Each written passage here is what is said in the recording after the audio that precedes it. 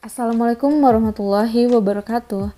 Pada kesempatan kali ini kita akan membahas mengenai toharoh ketika tadabbur alam.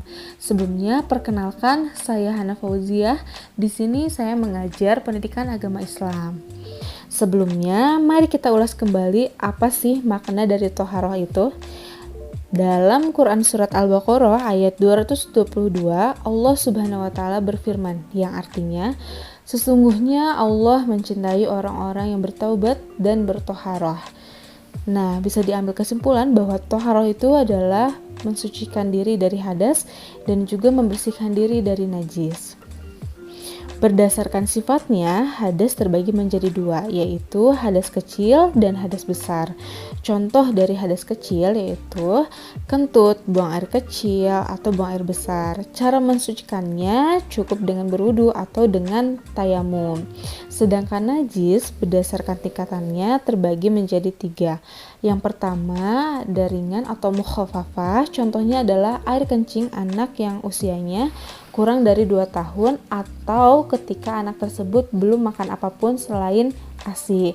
Cara mensucikannya, jika bayi laki-laki itu cukup dipercikan saja air pada bagian yang terkena najis. Namun jika bayi perempuan itu harus dicuci bersih. Nah, yang kedua ada najis mutawasitoh atau yang sifatnya sedang. Contohnya adalah air kencing orang dewasa.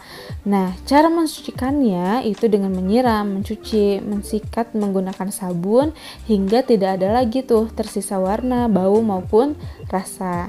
Yang terakhir adalah najis dengan sifat yang berat yaitu mughaladoh. Ini adalah contohnya seperti babi atau anjing.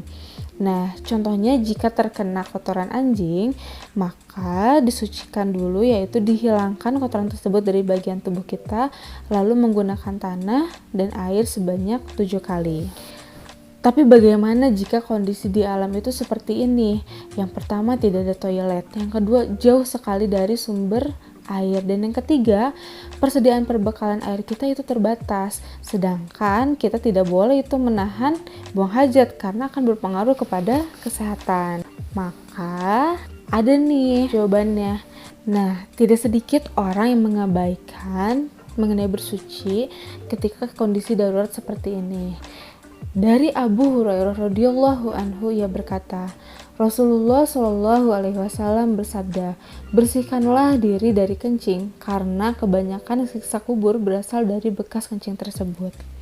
Betapa Rasul memperingatkan kita untuk sangat hati-hati menjaga kebersihan diri. Jika tidak ada air, maka kita dapat menggunakan benda-benda padat, contohnya seperti batu, daun, ranting, dan sebagainya. Caranya dengan mengusapkan minimal sebanyak 3 kali hingga kita yakin bahwa sudah bersih. Namun jika lebih dari 3 kali itu masih ada najis yang tersisa, itu harus dibersihkan kembali sampai najisnya itu hilang. Dalam mensucikan ini bisa menggunakan 3 buah batu yang berbeda atau menggunakan 1 buah batu dengan 3 sisi yang berbeda. Selain itu ada pula rukhsah atau keringanan ketika kondisi darurat dalam berwudu. Sofwan bin Asal radhiyallahu anhu berkata, pernah saya berada dalam pasukan yang diutus oleh Rasulullah Shallallahu alaihi wasallam. Saat itu Rasulullah Shallallahu alaihi wasallam memerintahkan kami untuk membasuh di atas sepatu-sepatu kami. Tidak perlu melepasnya ketika berwudu, dengan ketentuan sebagai berikut. Yang pertama, kami telah mengenakan sepatu tersebut dalam keadaan suci, yang artinya sebelum menggunakan sepatu sudah wudu secara sempurna.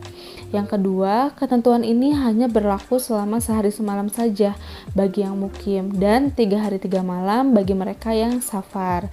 Yang ketiga yaitu ketentuan ini hanya berlaku untuk yang berhadas kecil saja, tidak berlaku bagi yang berhadas besar atau harus berjunub.